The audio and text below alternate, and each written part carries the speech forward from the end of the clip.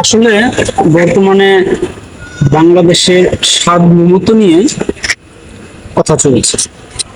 এক গ্রুপ বলতেছে দেশের সার্বভৌমত্ব হুমকির মুখে, অন্য গ্রুপ কোনো কথা নেই। কেন এই কথাগুলি উঠতেছে, এই বিষয়টা কি আসলে কি চিন্তা করার বিষয় কিনা? একটা বিষয় দেখেন, আজকে চট্টগ্রাম বন্দর যদি মার্কিনীদের হাতে দেয়া হয় বা আমাদের পার্বত্য এলাকায় যদি করিডোর দেওয়া হয়, যদি এখানে মার্কিন সোলজাররা অবস্থান নেয়, তাহলে কি সার্বভৌমত্ব বলতে কিছু থাকে?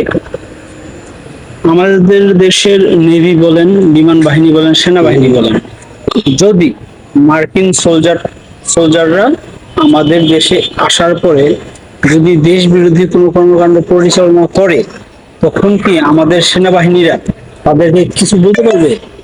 বা তারা বললেও মার্কিনীরা শুনবে? তখন এই সার্বভৌমত্বটা কোথায় দাঁড়াবে? এটা কি চিন্তার বিষয় না? আজকে এক গ্রুপ চেঁচাচ্ছে সার্বভৌমত্ব নিয়ে, তাহলে তারা কি, আপনাদের কি মনে হয় ভুল কিছু বলতেছে তারা? আজকে বাংলাদেশে মার্কিন সোলজাররা আসতেছে, মহড়া দিচ্ছে, ঠিক আছে, কিন্তু যদি সত্যি সত্যি তারা এদেশে এসে ঘাঁটি বাঁধে, তখন কি তাদের ইচ্ছা করলে বিতাড়িত করা যাবে?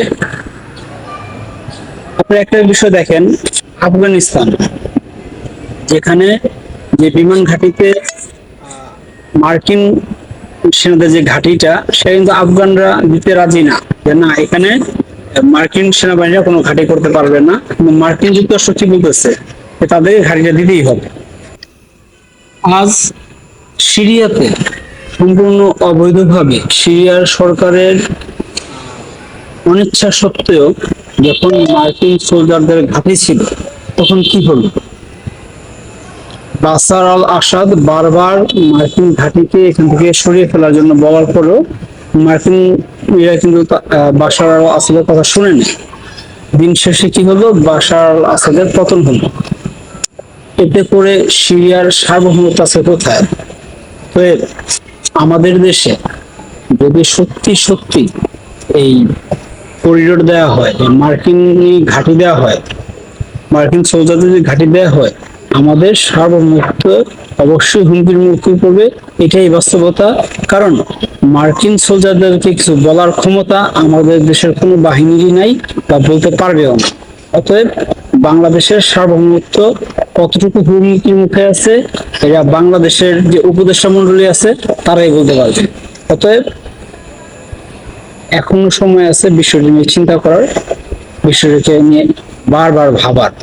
যারা দায়িত্বে আছেন তাদেরকে অনুরোধ করব, এমন কিছু করবেন না যেটা আসলে আমাদের দেশের সার্বভৌমত্বের উপর আঘাত হানে।